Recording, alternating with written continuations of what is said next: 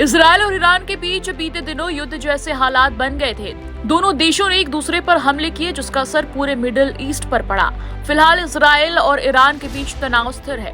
इस बीच भारत के लिए ईरान से एक बड़ी खुशखबरी आई है। ईरान ने उस जहाज के क्रू मेंबर्स को रिहा करने का फैसला लिया है, जिसे उसने 2 हफ्ते पहले जब्त किया था। ईरानी मीडिया की ओर से इसकी जानकारी दी गई है।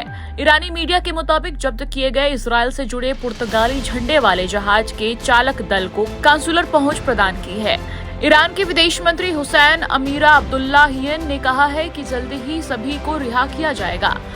गौरतलब है कि ईरान के रिवॉल्यूशनरी गार्ड्स ने 13 अप्रैल को होर्मुज की खाड़ी में 25 चालक दल के साथ कंटेनर जहाज MSC एरिस को जब्त किया था।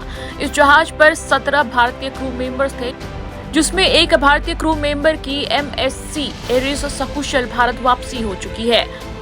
टेसा जोसेफ नाम की एक महिला कैडेट की भारत वापसी बीते दिनों हुई थी। एक भारतीय के लौटने के बाद उस जहाज पर अभी भी 16 भारतीय क्रू मेंबर्स मौजूद हैं।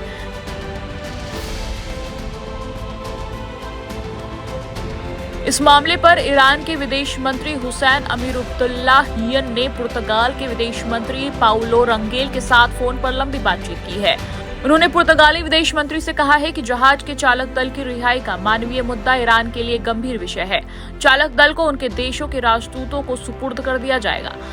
हालांकि चालक दल को कब रिहा कर इन राजदूतों को सौंपा जाएगा, इसकी कोई तारीख का रिपोर्ट में खुलासा नहीं किया गया है।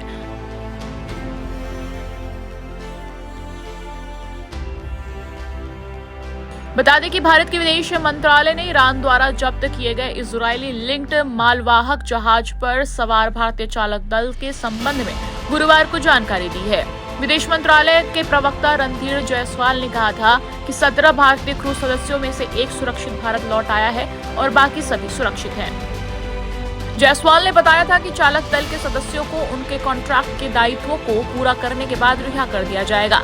बता दें कि इस मामले को लेकर विदेश मंत्री S जयशंकर ने ईरानी विदेश मंत्री अब्दुल्लाहियन के साथ बातचीत की थी।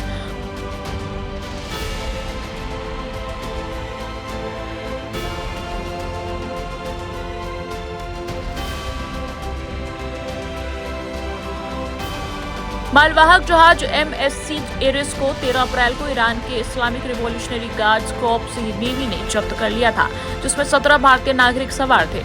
जहाज को आखिरी बार 12 अप्रैल को दुबई के तट से दूर होर्मुज की खाड़ी की ओर जाते हुए देखा गया था।